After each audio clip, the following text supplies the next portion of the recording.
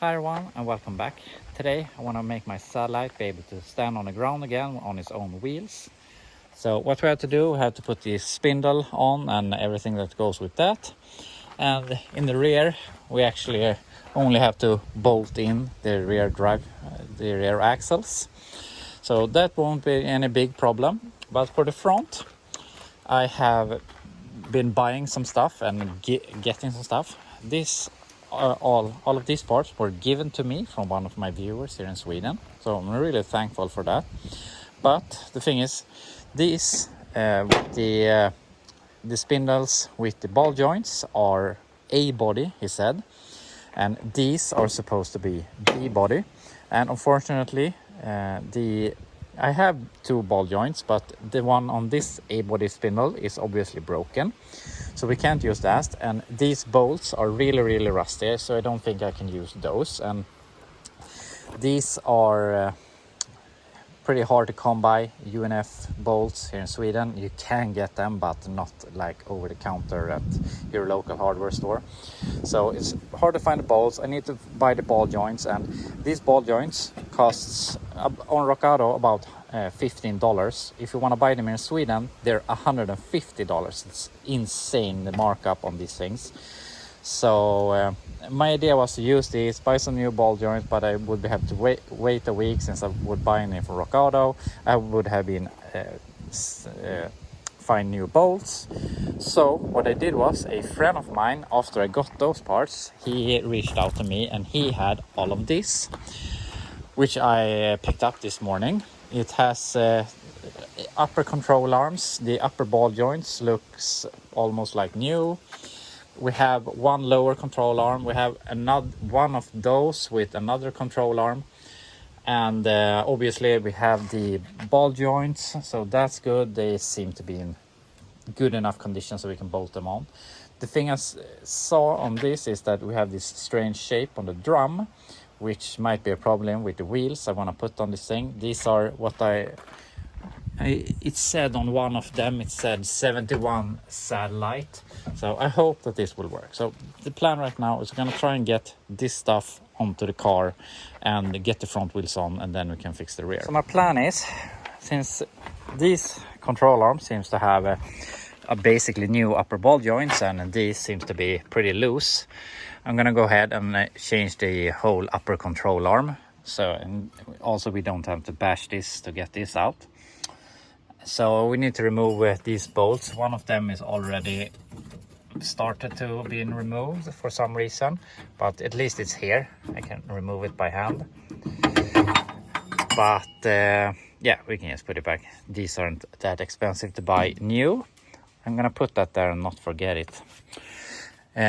So that's what we're gonna do. Put the whole upper control arm with the spindle. I'm gonna remove the lower control arm on this side and just put this together. It's not gonna be any big problem. But anyway, I removed the hood so we can loosen the upper control arm bolts, and I haven't actually removed the hood before, so this is the first time I see the engine bay. And we can see that we have an AC car, which is pretty neat. We have power steering, we don't have power brakes, and we actually have the fender tag still decently intact. It has started to rust, and we can see that it's pretty empty. I know that on the cars with the most options they even had an extra fender tag. That's very uncommon, but we can see we have a lot of space. So someone went into the dealership, they wanted a 318, they wanted power steering, and they wanted AC and probably nothing else. So I would assume that this is a pretty plain Jane base model, but we don't care about that. But anyway, I'm gonna go ahead and start loosening the upper control arms and bashing off this lower control arm so that we can get this stuff on. So there we have the upper control arm gone and the lower control arm gone from this assembly. So now I can put this on the car.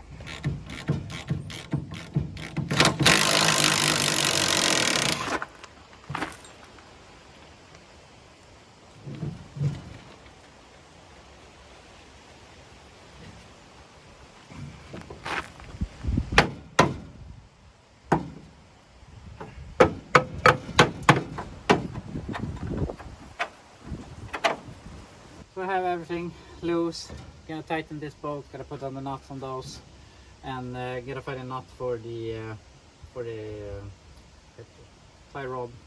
Is it called tie rods? For the steering here, so that we don't have this. But basically we can put on a wheel here. So I'm gonna go ahead and tighten everything up, and then I can see if we can put on the wheel. We got this whole side all bolted in properly, except the nut I'm missing on that side. But it's anyway, we can bolt on a wheel and it's going to roll and everything. But it really bugs me that these drums has this stupid ridge, or what you want to call it. Most drums are flat, or they're more inwards, not outwards. But I'm guessing the original wheels were bending out very early in the design. But it is what it is. I have all of this stuff, but I could probably put on these drums in case they are the same size. But this drum is really messed up. It's really bad. Not the pitting, but it's got a very big lip here. So we won't be able to use those in the future anyway. So yeah, it is what it is. But at least we can put wheels on it, some wheels. Maybe for now it's probably gonna work, but maybe we can get a wheel spacer. When I get this thing back on the road, I will probably order a disc brake kit. I found a disc brake kit for like $1,000 here in Sweden, with spindles, rotors, calipers, master cylinder and brake booster. So you can't really beat it compared to start fixing this. So when we get this to become more of a car, we'll probably end up going that route. So anyway, I'm gonna go ahead, do that on the other side, and then we can see if we can get some wheels on this. These are the wheels that we will be going with now. I made an ad on Facebook that I wanted to find some cool wheels, and I haven't got any great reach outs yet of anyone having something cool. These I bought like 10 years ago or something, not 10 years but almost. I had these on a 70 Roadrunner, but they were a little too wide in the back, so I couldn't use them. I gave them to my father-in-law, and now they have been laying around at my place for a few years, so I'm gonna borrow them for now. Maybe I can try and buy them back from him, but otherwise we can just keep on looking for something else. I'm not a fan of black wheels at all. If I could buy these back, I would probably try to remove the paint, but they're pretty cool. At least the rear wheels are pretty cool. So yeah, we're just gonna put this on and see how it looks. We have the front wheel in place, and that is a 14-inch wheel with a pretty small tire, so it looks decent. But the great thing with these wheels is that they have this, which is the rear wheels, which are really wide with a really fat lip. So I know that these are too wide on a B-body rear axle on a B-body, but we don't have a B-body rear axle. We have an E-body, which from my understanding is a little bit narrower, which we can see here because they have pulled the leaves in to make it work. So we have to address that in the future. But I think it's going to work. Also, depending on how high it is, of course, if we have clearance here, it's going to work. But I don't like wheels that stick out. I want them flush or a little bit on the inside. So I think it's going to look really good with those. So I'm going to put in the rear axles now, which I have started with on this side. And I realized something that I probably should have figured out. But we can see that it's really loose like this, and that is because we don't have a rear diff that the splines go into and have any support. Also, these have the original bearings, which you're going to set the preload on one of the side. I'm not sure if the preload thing should be on the driver's side or the passenger side, but now it will be on the passenger side. And you tension it by pushing the one of the drive shafts against the other through the differential, which we obviously won't be able to do now until we get a rear diff. So for now, I found this piece of pipe, which was a jack stand that I cut up, which fits decently over here, so that I can push this in through the center section to give so that the rear axles can have some support on each other, to put a little less stress on the bearings. But I mean, it's gonna sit for the most. We obviously won't be driving like that because that is impossible, and if I'm gonna move it around, I can lift the rear axle so the wheels don't have to spin. But to ease some of the pain on the bearings. So yeah, I'm gonna get this drive shaft, the rear axle installed, and then I can put on the rear wheels. Got the axle in, and I don't know, it got hung up a little bit on the bearing. I'm not sure if these axles are buddies with this housing from the beginning or if they are correct by anything. So they bolt in anyway. That's the main objective here. So here you can see what I did here in the diff. I have that pipe. I took some wooden blocks to hold it up. So now it isn't wobbling around, so hopefully we won't damage the bearings, but in all fairness, we probably will replace the bearings anyway down the line. But we can get the wheels on, and that is what we're gonna do now. Something just came to mind, and that is on this side we have wheel studs, on that side we do not. So I'm gonna rob 2 from here and put on that side. In the future, as I said, we'll probably go disc brakes, then we'll get new studs in the front, we can buy new studs in the rear. But for now, I need steel 2 to make this work, so I'm gonna do that. So I got the wheels on, and it was a lot harder than it should have been. I found some lug nuts. They worked on the front, but here in the rear, it worked on the front because the wheel is hitting the drum, so we got some space between here. But on the rear, they went in and touched the flange for the drive axle, and so I had to use some washers. So I went ahead and found some nice washers, but they were too big, so I couldn't get more than 1 bolt in at one time. So I had to find some washers with a thinner diameter, and I had a bunch of trouble finding those, and I had to double stack them and stuff like that. But it doesn't need to be good right now, they only need to be on the car. So now we're actually ready to put it down on the ground. So I'm gonna clean up a little bit around here, and then we can put it down. I don't know, maybe for the first time in 10 years. He took it home for 10 years, 10 years ago, so I'm not sure how long it has been like this. But it's gonna be nice to get it down on the ground.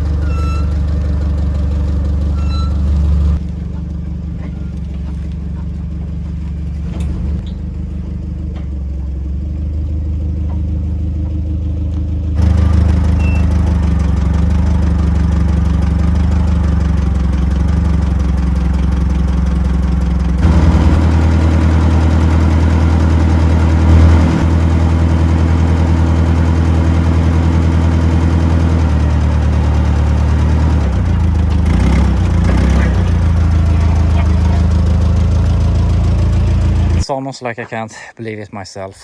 I have a Plymouth B-body on my property that is mine, and it's a roller, and I didn't really think I would be able to buy one of these for a long while.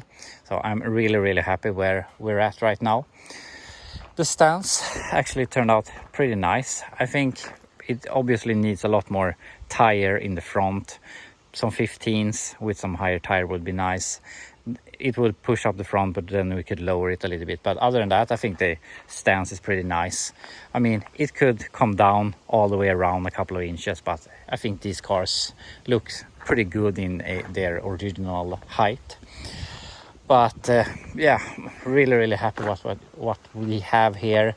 We obviously have a lot of work to do left, but since we're already working on it today, and I'm not going to be able to do much on the Chevelle for today, we might as well do some small stuff. And something that bugs me is this dent and that dent. I believe that's when they have lifted it with the forklift and pushed the rack into it. So I want to see if we can make these dents look a little bit better. And we can see here, I believe that I'm not going to say that this is where it's supposed to be, but I believe that this is supposed to be pushed in a little bit more, but I don't know. It's amazing that the roof is more flexible than this window. But it's really nice to have it down on the ground to get a little more feel for it than sitting high up in the air on that cart. So yeah, I'm really happy with our progress so far. But I'm gonna see if I can do something about these 2 dents. We're gonna see if we can fix this dent and this dent. I'm gonna try with this suction cup. This thing I think is pretty hard, and I'm not gonna remove the door panel. So if we get it out, we get it out, but there's a bit of a crease here, so I think this is pretty hard. This I think is gonna be pretty easy, and here we also have a lot of access from the inside since someone or the previous owner made this large hole to get the quarter window out. But yeah, let's see if we can make it look a little bit better anyway.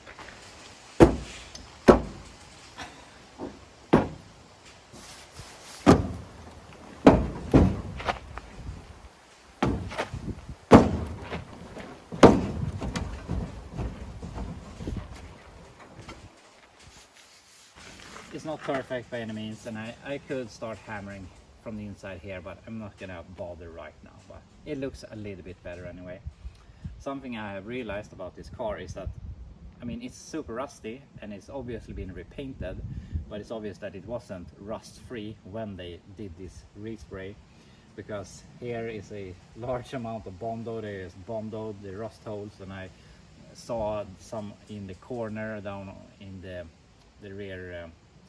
rear glass that they had done some welding, and I mean all B bodies rot down in the rear glass corners. So yeah, it is what it is, but at least it looks a little bit better.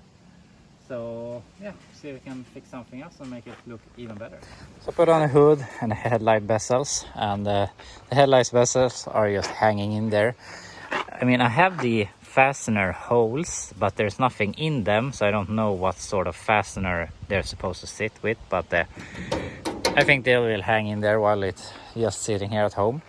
And I put on the hood, but I saw that this corner is folded over, so I thought we might as well try and get this look a little bit better. We can do some small stuff overall to make the car look as good as we can.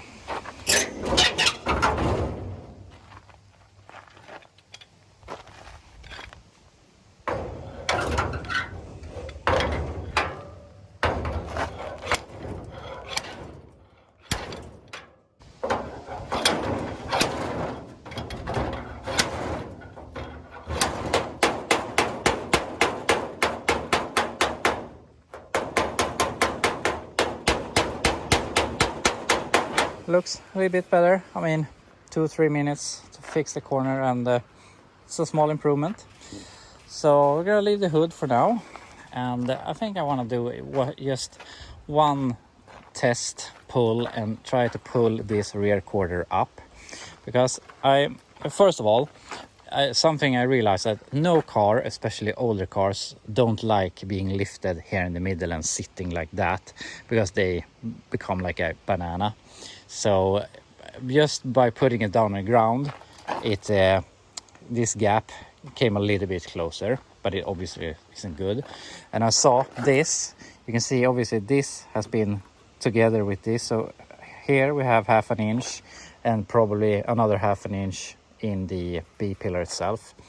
So I'm not sure how much we can accomplish here, but I believe that if we lift here, in best case we should lift here and probably lift all the way, but I can't be everywhere at once.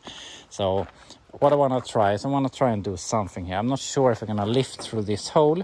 I really don't want to mess up this corner, but I don't have much option where I'm gonna lift. Maybe I can put the fork just here and lift a bit, but I don't want to slip, because if I slip and it goes over here, I'm just gonna send this to the moon. So I'm not sure how I'm gonna do this. As I said earlier, I don't want to start welding pieces of metal to pull in it or drill holes just yet. I want to do what I can without destroying the body as much as possible. Maybe we can get something here, I'm not sure, but yeah, we'll see. I'm gonna try just one small pull here today and see if we can get it a little bit better. And obvious, it's really soft, so even if we would get it all the way, and maybe we can hammer out some of the creases and stuff like that, it will probably sag down a bit again, but it will give us an idea of where our problem lies. So yeah, I'm gonna see what happens if we lift it here and there.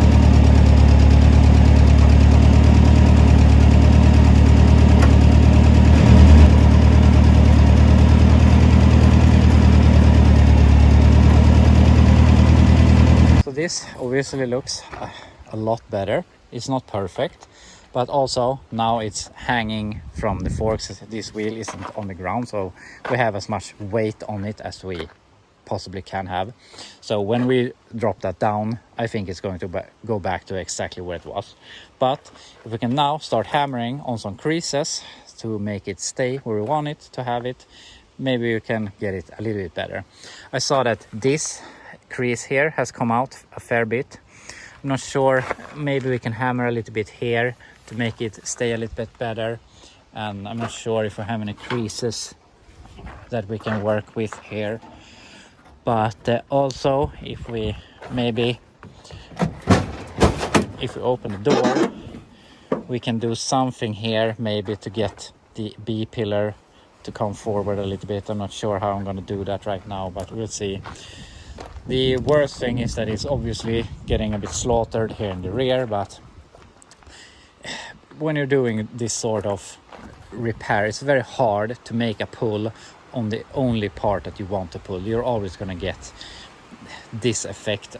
In this case it looks horrible, but I think this is going to come down pretty good, and we have to replace this part anyway, so I'm not too worried. I really don't want this to break, but I also think, I thought I might remove it, but I think that is holding the quarter together, so I could make this. And obviously this looks like crap right now, so it is what it is. But I'm gonna see if I can hammer out some creases, and maybe we can get this to stay a little bit better anyway. So we're gonna see what we can do.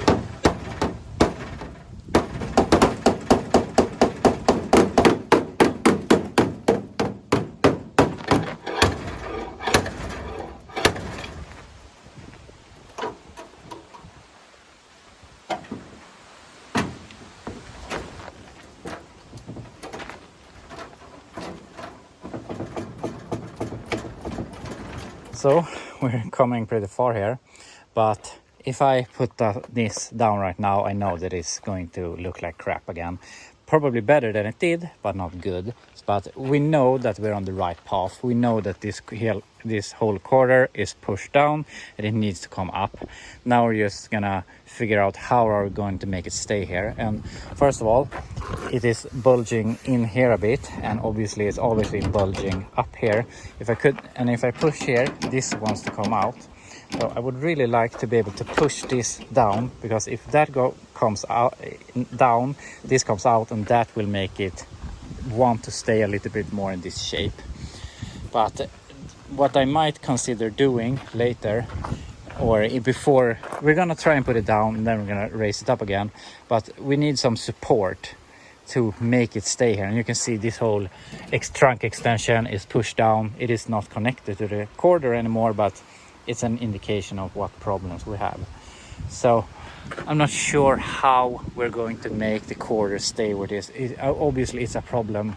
It would be a lot easier if it wasn't as rusty. I mean, it's obviously a lot easier to pull it, but it's very hard to make it stay where we want it to be. So we're not going to do that today, but in the future we might do something like this. Then we can support the car to where it stays like that. Then we can do a rust repair on it, and hopefully when we have enough strength in it, it will stay like this. But I'm gonna try and jump a little bit here and see if I can get this to become a little bit better, because I think that would do a lot. And then I'm gonna lower it down and see how bad it gets, and we can take it from there.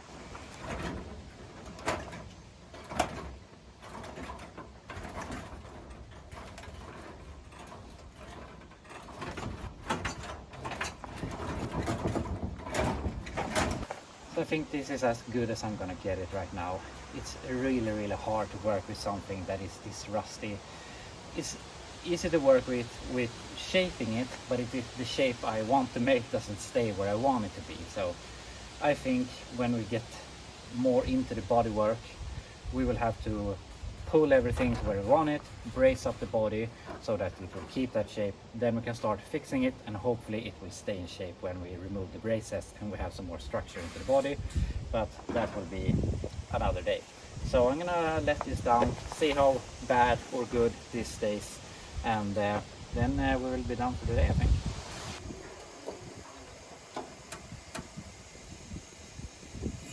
So obviously this is far from perfect, but to be honest, I have seen cars on the street that is basically this bad. So this is workable, and we know where the problem is. We know that everything wants to come up a little bit more. But I mean, if we get it to a place where we think is acceptable, we can always do improvements. I think that we could weld some steel plates here, make a pull forward. We can pull the B pillar forward a bit. And I mean, to be honest, if you see those high-end restorations, they weld these shut and cut them open to get them perfect. And we can do whatever we want. I don't want perfection. I want a car that is straight enough for me to drive. I don't care that if the roof was a little bit crooked, or if I knew that I modified the B pillar a little bit to make the door work great when I know what I started with. And I mean, as long as I can enjoy it and it looks good, I am gonna be so happy. So I don't mind this, and I'm really happy that I sort of found the problem and we can work with that. So yeah, I'm gonna go ahead and remove the forklift, and then we can talk a little bit more.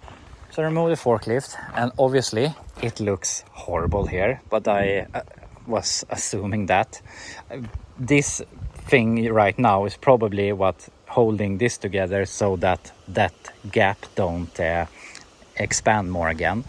But right now we want to push that down, but I know if I'm going to push that down, the door gap is going to go away. I think that in a few days this will probably look a bit worse again. But I mean, maybe we can push it up and make some tacks here when we think that this is good, so that that will keep in place. Then we can push the quarter down again. So obviously there's a lot more work to be done, but I'm really happy that I have some sort of understanding where the problem is, because sometimes that's hard to find out what is doing. But I think that the roof looks a little bit better. I think the roof B pillar here looks better now that I managed to push this down, and it doesn't look, it's obviously not good, but I think it looks a bit better. And if we look from behind, it's not obvious that we have any problems with the rear window hole. So I think I'm not gonna say that it's good, but we're on the right path. So I'm really happy with that. And as I said, we have a lot of more work to do, but I don't want to do that right now. Obviously we need to work on the Chevelle and get that thing sold, but I don't see any point in making too much progress on the body before I feel this is more of a car. I want to make it running and driving. I could put some metal plates with some metal screws and get it registered and start using it, and then work more on the body. I don't know, but the main thing right now is I want to make it run and drive, which is a little bit on its way, because I am looking at a donor car for this that I'm trying to buy, and the seller is a bit of a pain in the ass because he doesn't answer, and he answers when I reached out to him on Facebook, I reached out to him on another website where he advertised it. I have called him, and finally when I texted him, he texted me back a few hours later and said that someone is coming to come look at it on Friday. It's Monday today, and so he said someone is coming to look at it, and I told him I want to buy it. I can pay what you're asking. I can come get it tonight or tomorrow, your choice. And even though I say that, he doesn't reply to me again. So now I'm waiting for a reply if he wants to sell it to me or not. But people are getting more and more annoying to try and work out deals with. So we'll see. It will be a great donor for this, and I think you're gonna like it. But anyway, that's where we're gonna leave Kenny for now. So yeah, that will be all for this video, and I will see you tomorrow or something with some more Chevelle progress.